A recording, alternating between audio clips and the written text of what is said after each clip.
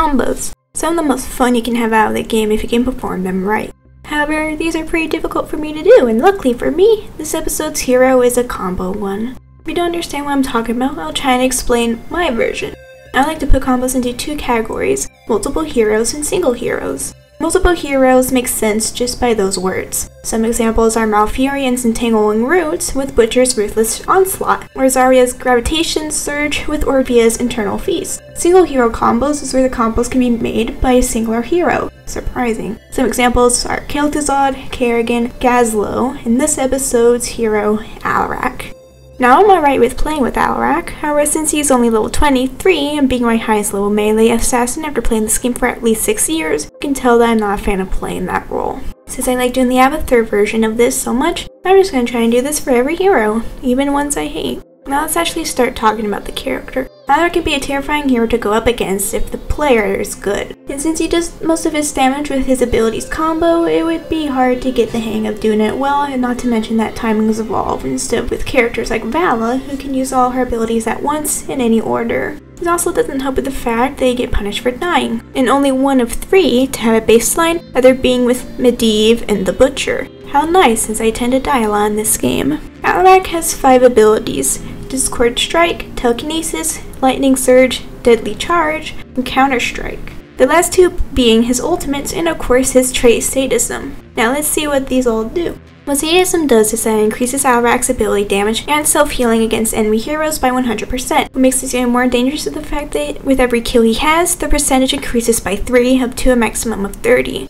However, you are able to get talents that can increase the bonus damage even more, but if you die, you lose every bonus sadism you had. His Q ability, Discord Strike, is an area effect, or AoE, that after a 0.5 second delay will deal 165 damage and silence all enemies for a second and a half. His Delbio ability, Telekinesis, is also an AoE. By holding and releasing your mouse click will push all enemies into the direction of your cursor, dealing 45 damage in the process. This can also be used to move Alarak himself. His E ability, Lightning Surge, is a mix of unit target and AoE. When used on an enemy, they will take 62 damage. However, any enemy that is between Alarak and the target will take an additional 100 damage. For every enemy hero that is hit while it was used, will heal Alarak for 70 health. Alarak's first ability, Deadly Charge, is an AoE attack where after channeling, Alarak will charge towards that area, dealing 200 damage to any enemies in his path. The longer the ability is charged, the more distance will be gained, though trying to move will cancel the channel, but with no cost. His second ultimate is Counter Strike, an AoE where it makes Alarak unable to take any damage and making him unstoppable for 1 second, meaning that he cannot take any crowd control, such as stunning, slowing, rooting, etc. However, if he takes any damage from an enemy hero after his duration, he'll cast 257 damage in the AoE.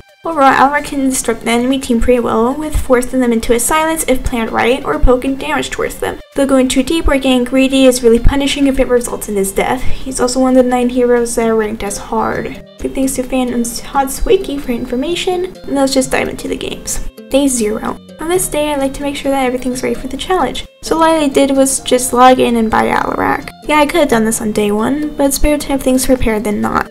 Day 1. The quests I have are win 3 games, play 8 games, and play 3 games as a healer or support hero. So that means we only have 2 slots left for daily quests that we can complete. Though that isn't really that much of a problem if I'm able to complete 1 per day. Anyway, I started by changing my profile picture to the default one, since we cannot disrespect our High Lord by having a slug in what should be in his place. I also changed his skin to a different color scheme that I like, copied my build that I always like to do with him, and I got ready for a game. First game just ended where I couldn't do anything at all, which is always nice. I was also able to get Alarak to level 2, though no items for him. For the next game, I only died once, which is pretty surprising to me. Third game was just a mess with a toxic healer. Next game was just me not being able to do anything. Got Alarak to level 3 and still no items. Then I saw Sonya mirror match. Don't think I ever saw one before, and thankfully I was able to win a game after 4 losses. Next game, I got Alarak to level 4 and still no items. Nothing really special about the last games, but I was able to get Alarak to 5, and the only item I got was his progression portrait. Day 2. Before I got into my first match of the day, I equipped my new portrait I got for level up. First game was a win on Towers of Doom, something I usually don't expect to be honest. Next game was against a team filled with annoying heroes. Last game was nice. Day 3. Before I started playing, I was having a bit of a headache, What did you know? My quest is win 3 games. You know what that means? Time for a losing streak. How lovely. For the first game, I was unable to do anything. Next game was a win, which is surprising. I was able to get Alarak to level 6. No items, but I got a gift. But then when I clicked on it, it just disappeared. Guess I'm never going to get what was inside it. Last game was an okay win on Towers of Doom. Day 4. Got the quest play 3 games as any assassin hero for the first time, which was nice to see. For the first game, I learned that Alarak can move himself while rooted with Telekinesis. Lately, I've been noticing a lot of samarillos in games, which is quite useful for me since it can let me complete my quest Chaos Reigns instantly by hitting his 2 clones and himself. They can spawn at once, which can cause things like this to happen. Which is pretty satisfying, to be honest. Day 5. Can't get away from the fact that I'm pretty bad at aiming with Telekinesis. And every time it happens, I just hate myself more. First game we had a healer who wouldn't join in any team fights until the very end of the game. However, I was able to get Alarak to level 7, didn't get any related items though. But I did get a 24-hour boost, which I guess is good. Day 6. I was going to try and take advantage of the 1-day boost by playing all day, but then I got caught up playing Diablo 3. Oh well. First game was a nice win, so was the second and third. Next game had a team with no follow-up damage, so I did get Alarak to level 8, though no items. And the next game was a win. Day 7.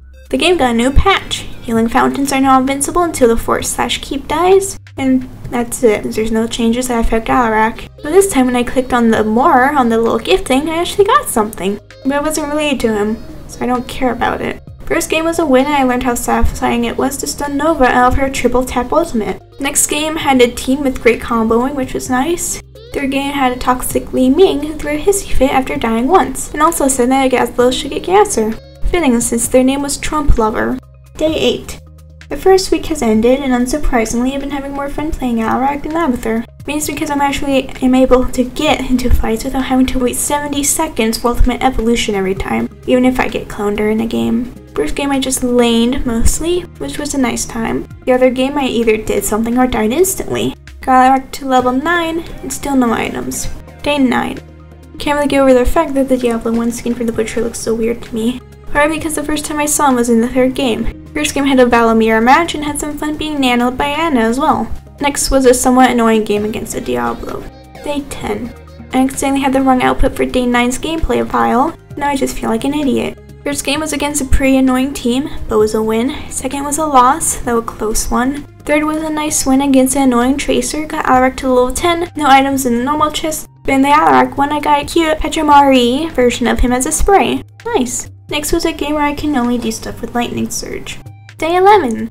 I received an award, but not because of anything I actually did in Heroes. I got Methiel's Phantom mount. Nice. All I did was just get a seasonal character level 70 in Diablo 3. But I can't use it since Alarak can only use mounts that heroes stand on. First game was a win, and second was just bad. Day 12. Due to the new season in Diablo 3 and wanted to finish it entirely, I've been only playing the minimum games I need to for each day. So this in future days will be pretty short. First game was a pretty close win with an Anna mirror match. Second we had a healer that did absolutely nothing for the whole game. Day 13. This challenge feels like it's going by much faster than the Abathur one, which I guess is alright. First game was painfully slow and both games were shit. I got Alarak to level 11 and still no items. Day 14. Usually after playing Assassins for a while I start to get pissed off at the littlest things. And that's starting to happen a lot. First game was sucky, second was a nice win against an annoying team though. Day 15. Finally got a different quest after getting the StarCraft one for about 3 days in a row. Feels nice, I guess. First game was a surprisingly smooth win against a scary team that consisted of Cho'Gall, Whitemane, Sergeant Hammer, and Nazilo. I only died once, which is also surprising. Next was a pretty sad game for the enemy Butcher. Third was another win against a scary team. Day 16. Officially halfway through the challenge. Yay! This day I can only play one game since then I was already getting pissed off. Day 17. Got the win 3 games quest. Just nice. First game was essentially a pretty close win. Got Alarak to 12, and again no items related to him. Next was a surprising win with a healer who would barely join any team fights. Day 18. The frequent list for my Windows Explorer keeps resetting itself. I have no idea how or why it's doing this since I haven't restarted my computer since before the start of the challenge. The only thing for today was I can learn that you can silence the bigger temple guardian of his knockback AoE. Cool. Day 19.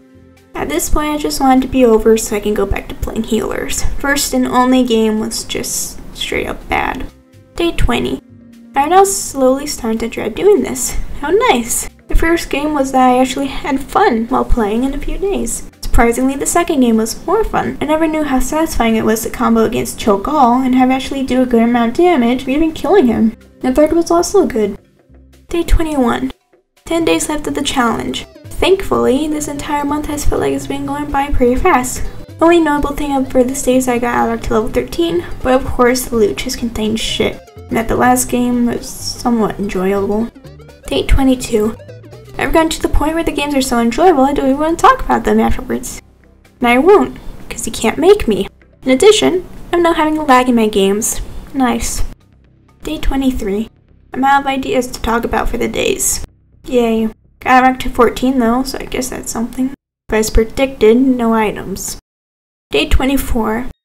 I have realized the reason why I prefer to play tanks or bruisers is that they're supposed to take damage and or die protecting the team while in the middle of combat.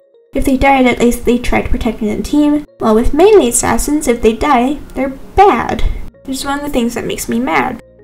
Day 25. Nothing like ruining a good day with what would probably be shitty games. For one of the games, I had the best stats out of my entire team besides healing, which is not supposed to happen, especially with a fucking melee assassin. Day 26. Do I have anything to talk about for this day besides the unenjoyable game? Day 27 is getting to the point where I hate every game I play, even the ones where I win. Day 28. I got a Mew in Pokemon Go today. Yes, I know it's not related to anything challenge-wise, but it's the only interesting thing I have to say on this day. Day 29. Got Alarak to 15, got shit items in the chest, though I did buy the level 15 Master Ring for him. Day 30. Had a Praxis holdout game that lasted 6.5 minutes. It's cool, I guess. Day 31. Since the last day of the challenge, I've decided, just like the Abertha one, that I'll try to play all day. And I'm just going to hopefully tough it out by watching The Office on the side. Yay. During this day, I learned that I apparently don't know how to count. Had 3 games in a row with the same Ragnaros who didn't like doing objectives. Got to over 200 sadism in a game. And I also had a throwing Sony at the end. Got Alarak to 16, and of course, a trash roll from the loot chest. Wow, the challenge is finally over. Had some fun parts, and a fuck ton of infuriating moments in games. Compared to the Abertha version, this one was much more unenjoyable at times. But that's because melee assassins is my least favorite role to play. I think there's another 9 heroes to play in this role, including the Butcher. I do like to play assassins from time to time, but if I play them for too long, I start getting pissed at the small things, and what you know, that happened in the challenge. In the end, I have played 85 games, got over 12 million and a half of experience, 14,500 gold, had 241 deaths, I got a 63.5% win rate, 695 kills, got 15 loot chests with only 1 item related to Alarak. Overall, I have the same feelings towards the hero that I had before the challenge started. So no real change at all. Well, obviously I would rather play a tank or bruiser, or even better, a healer, than a melee assassin. Though I do like how he is one of the few characters that rewards you for getting kills. In my opinion, he has the highest reward out of all of them, with you gaining more damage to every ability he has. But dying means you lose it all, but you can get it back pretty easy if you're able to play well. It's difficult to decide if this one is better or worse than the Abertha one because of the more enjoyable killing sprees or ganking / comboing the character compared to Abertha, who relies on a good team to be able to do that. I think I'll put this slightly above Abertha's. If you made it to this part of the video, thank you for watching. I really like doing this challenge type videos, so do expect more. I hope you have a good day and or night.